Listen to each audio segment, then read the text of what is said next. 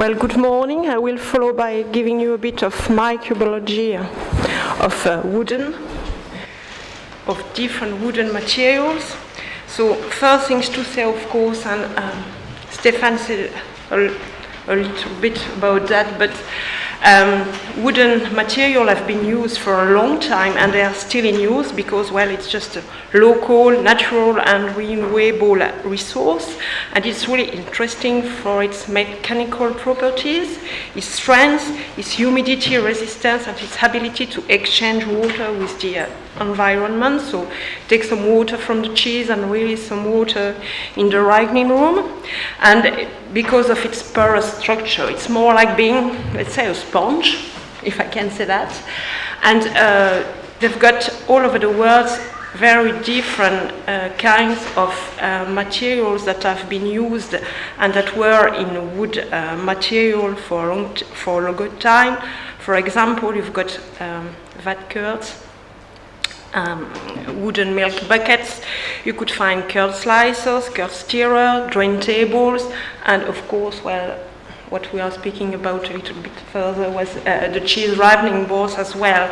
And in very different countries all over the world, you can find, of course, well, France, Italy, Spain, Greece, but you've got a good use of wood everywhere all over the world. So what about the microbial status of this porous structure? First question we could ask us is, well, what is the microbial status of the wooden boards or the wooden material before any use, before any contact with cheese? And here you've got the example of ripening boards that have been sampled before any contact with cheeses, and they were spruce ripening shelves, and they were taken at different stage. So at the end of the sawmill, it's what we call the manufacturing output, or still being in the sawmill environment, but after storage of 6 months, and then just before use. And we looked for the presence of pathogenic microorganisms, like, well, the most common one or the most important one in cheese, like Listeria monocytogenes, Staphylococcus aureus, or Salmonella. And we look also for Bacillus cereus because it's a foodborne pathogen and is making some spore and it's coming from the environment, and this, well, we could find it. But what we saw is that, well, we are looking for more than 100 different spruce ripening shelves, and we can't find any of this pathogen on the wooden boards before any use. Why? I think that the most reasonable explanation is linked to the fact that we've got a really dry structure. So, well, no water, no life. And it's a bit like this, and I think it's quite important. And when we check the total flora that are present on these spruce ripening shelves, we found that there were low amounts. And then when I speak about low amounts, it's more than less than 100 colony-forming unit per square centimeter, sorry. So which quite a low amount, and most of the time it's only fungi, a bit of let's say penicillium that could be present, but in really low amount. Then what happened on the other point when a wood surface is put in contact with cheeses? What scientific data show is that the wood surface is rapidly colonized by microbiota and a microbial ecosystem. And here you've got the ripening boards used for a PDO revolution ripening process, and you can see that you've got some yeast and bacteria at the surface of the wooden board, and the composition of this flora is quite similar to the one of the rind. And here you've got example for different kind of cheeses. There was a bit of old data now, but they are still, well, I think they are still worth showing them. And as you can see, you've got, this is the microflora that we found on the wood, and it's very similar to the one that we've got on the rind of the cheese. And of course, you've got a bit of difference in between, depending on the type of the cheese. But for example, for Beaufort and Abondance, you've got smear cheese, Corynebacterium and micrococci. And for watch smear cheese like Munster and Roblochon, you also find some yeast and micrococci and Corynebacteria as well.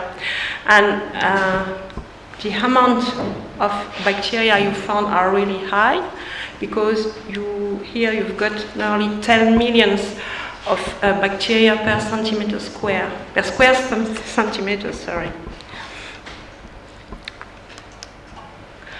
So this is just another example of the wood colonization by microorganisms there, and it's just the microflora you can find on the vat used for clotting milk. And you've got examples that have been done in Tina, which is an Italian cheese, or Salaire Pedeo cheeses, and by microscopy you could find some lactobacilli and a complex ecosystem that is composed of yeast, lactobacilli, and a bit of cocci as well. So this microbial ecosystem has got an important role because it contributes to give the dairy products these characteristics. So they have been shown that for clotting milk, the milk is also inoculated by the Salaires or Tina vat surfaces, and this flora contributes to the acidification of milk. Here you've got example of microfiltered milk, which is more or less a sterile milk. Here, that is here. Also, if you just let the milk at 37 degrees for a while, nothing happens. But if you take the same milk and you put it in different milk vats, the different color just show different origins, different milk producers' vats, then you show that there is a natural acidification that occurs. So it contributes to the acidification of milk. And for wooden boards, it has been shown that for Munster Pedeo cheese, there was a difference in between using gross wood surface compared to plain wood surface in the typical development of sensorial characteristic of the cheese. Just because, well, Stefan told a little bit further, because you don't have the same contact and same air exchange and aerobic condition around the cheese. This flora is quite important as well because it contributes to limit the growth of listeria. Here you've got an example of wooden boards in use. What I call wooden board in use is that wooden board that are regularly in use. So they've got a microbial ecosystem on the top of them. And we artificially inoculate them with Listeria monocytogenes, and we put a really high number of Listeria monocytogenes. It was nearly 1,000 Listeria monocytogenes per square centimeter at day one. And then we kept these inoculated boards for 12 days at 15.5 degrees Celsius and with a high relative humidity relative count, nearly 98% for 12 days. And on the black box, you can see that after 12 days, there were an inhibition of Listeria monocytogenes, like the living biofilm limits or reduced. I won't say that it will discard all the Listeria monocytogenes, but it contributes to reduce their amount. Because, well, at the beginning we were around 1,000, and then after 12 days we are between 10 and 50 Listeria per centimeter square. But we do the same experiment, but just we inoculate the boards with the same amount, but the boards were inactivated before, which means that we put the boards in a really high heat treatment more than 100 degrees. So we destroyed the living microbiota. And what we saw is that after 12 days, there was a huge growth of Listeria monocytogenes. So it's really important to have this biofilm to limit Listeria monocytogenes colonization. And it's probably, it has been tried to be explained that it's just because the living biofilm tends to eat or compete for the substrates, and Listeria is not growing as well. I told you that, well, Listeria can be limited, but there are not a lot of data about what are the real incidence of pathogen during wood surface use. And here you've got a few examples of surveys that have been done to find out the status of contamination with pathogen of wooden material in use. So you've got example for milk vat as gel wood surfaces, tiny wood surfaces, or ripening boards in use. And well, we've got nearly, combining the 3 studies, we've got nearly 400 samples that have been performed. And what we could see is that, well, there are not a great incidence of pathogen that have been found. Salmonella has never been found in these studies. Listeria monocytogenes incidence was really low because it was only 4 positive samples all over the 400 samples that have been performed. And when we found a bit of Staphylococcus aureus bacteria, there are really low amounts. So it's a low prevalence. But this low prevalence is coming from, of course, it's not a chance. It's coming from the fact that in dairy environment, there are good practice, good manufacturing practice that are in place. That usually they've got monitoring plan to survey, well, raw milk quality, the cheese quality, the cheese making environment.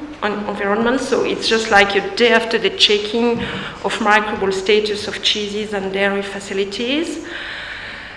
Stefan told about it, but wooden boards are clean, and cleaning procedure can vary from only, let's say, water rinse and mechanical washing with brushes and water up to use of detergent and a bit of higher temperature as well.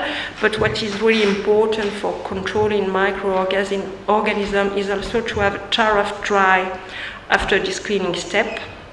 And in some stage, well, we need to disinfect the boards, but it's more like having problems than when you're doing that. So it's a day-to-day care of food that is quite important if you want to have a good management of your wood materials. So then to conclude a few points, as we told, wood use is an ancestral feature of traditional cheese production, because and especially because, well, it's a cheap material as well, but it's really interesting for its mechanical and water properties, and it harbors also a microbial ecosystem that contributes to give the cheese characteristics.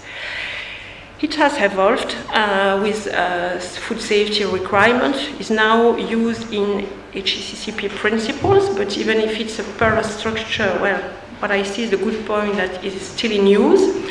And well, maybe we're more focused on monitoring the pathogen status of the dairy chain, and we're taking care of doing a bit of cleaning step, because, well, when there is no cleaning at all, some stage we will have some problems of molds, and they would be quite difficult to discard off.